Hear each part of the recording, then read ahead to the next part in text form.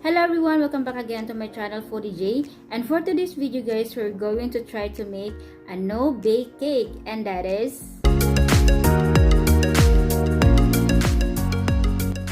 okay. So for our mango bravo, we all need these ingredients na sobrang available anywhere. Alright, so meron tayo ditong nestled cream, chilled. And then yung ating condensed milk na chilled din. I use this brand, it's because yung flavor niya is also mango. But you can use any brand. And then meron tayong mamon na chocolate. And then yung ating cheesecake. And for our crackers guys, I use this digestive kasi ito yung available sa bahay. Pero kung wala kayo, you can use naman yung Graham crackers. And also, hindi mawawala yung ating mango. So let's get started for our mango bravo no bake cake. So let's start with the mango. Make sure na nahugasan nating mabuti yung ating mango. We will gonna slice it into cubes.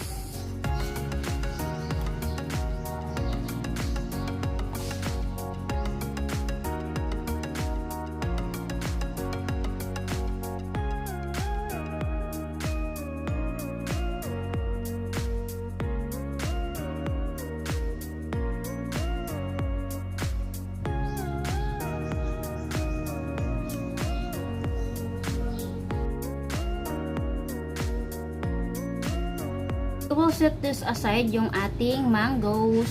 So next is i-open na natin yung ating mamon.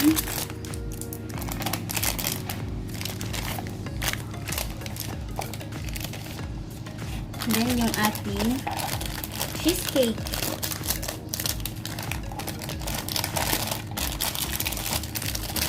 So yung itong mamon natin guys, masyado kasi siyang malaki, so ikakat natin siya.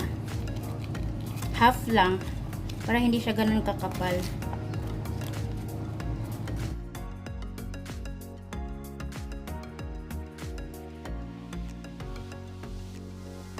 Wow.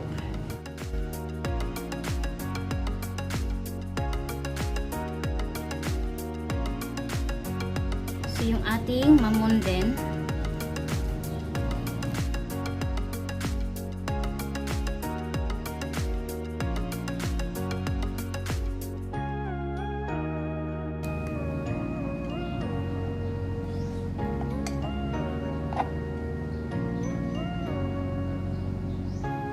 And then we will set this aside. Okay, so gagawa na tayo ng ating cream. Again guys, yung ating nestled cream is chilled.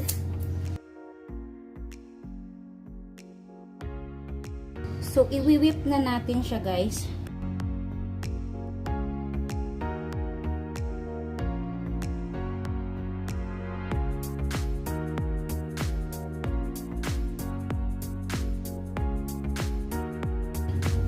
So ngayon ilalagay na natin yung ating condensed milk.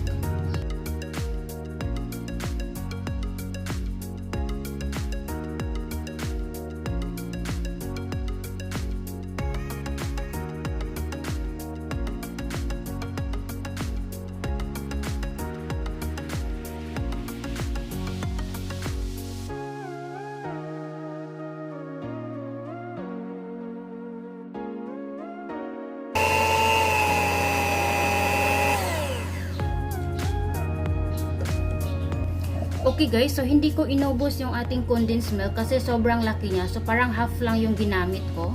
Okay, so after this, mag-a-add tayo ng vanilla. Konting vanilla lang.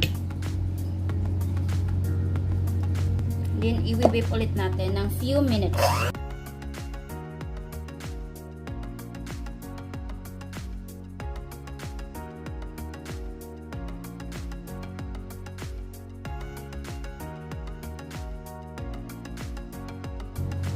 So, we're done with our cream. O, diba? Ang lapot niya. Wow, look at this cream, guys. Okay, so we will set this aside also. So, it's time to assemble our mango bravo using this container. So, any container, guys, kung ano yung nasa inyo, it's okay. And then, lalagyan natin siya ng plastic para mas madali siyang tanggalin.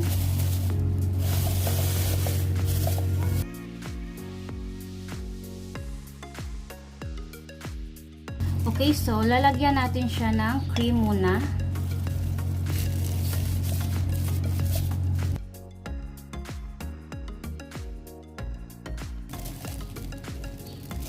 And then yung ating crackers.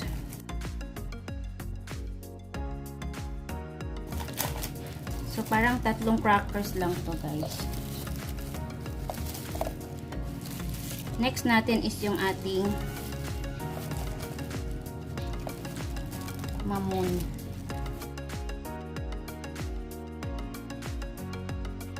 So hinati ko to.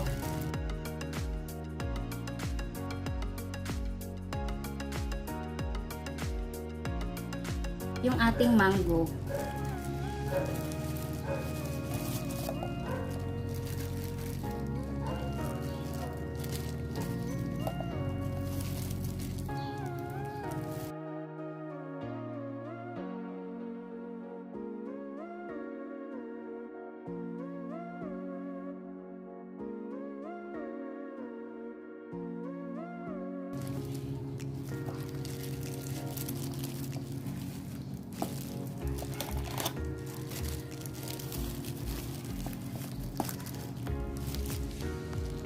And then yung ating cheesecake.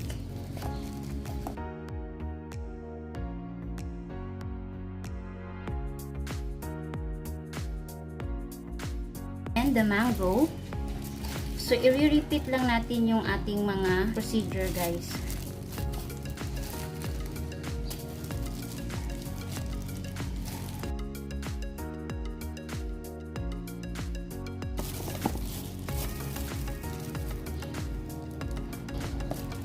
So, ayan, diba? Okay na siya. Pero, meron pa tayong natira eh. So, ilalagay natin ito. Pang last.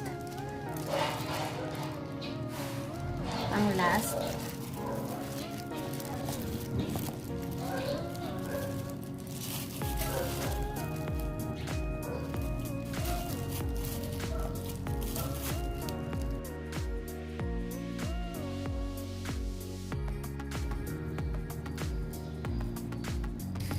Okay. Okay, so ilalagay na natin sa ref yung ating Mango Bravo. Na kung natira ditong cream, ito din yung gagamitin natin pang frosting mamaya. Okay guys, our Mango Bravo from the ref. Finish.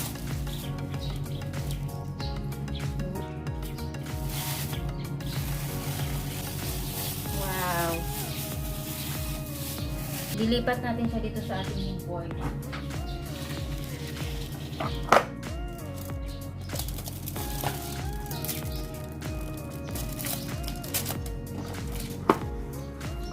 I-set aside muna natin to guys kasi kukuhanin natin yung ating frosting. So ito yung frosting natin kanina guys na nilagay natin sa ref. So gagamit tayo ng piping bag.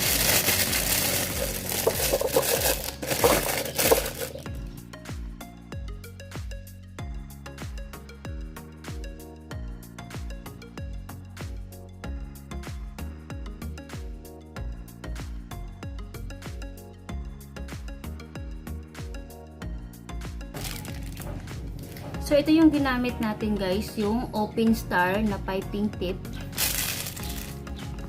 So, ibabalik na natin yung ating cake. Ready na ba tayo?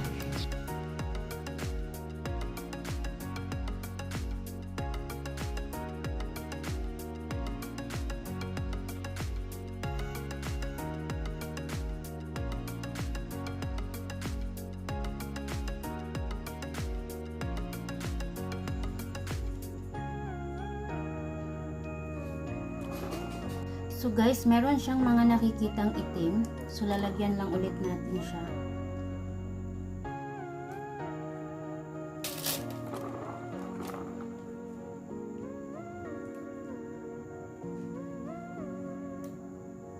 Okay guys, so ito na yung ating cake. Ilalagay na natin yung ating mango.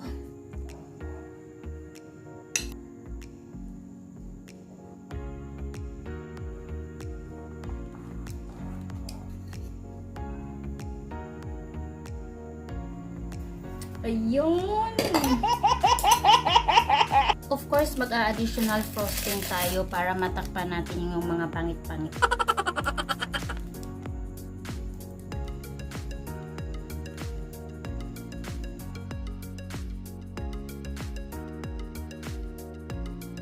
Wow, look at that, guys.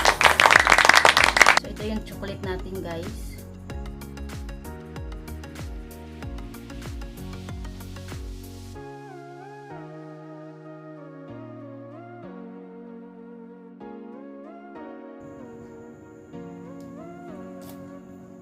Wow! Wow! Okay guys, so our mango bravo is finally done. I'm so excited to cut it.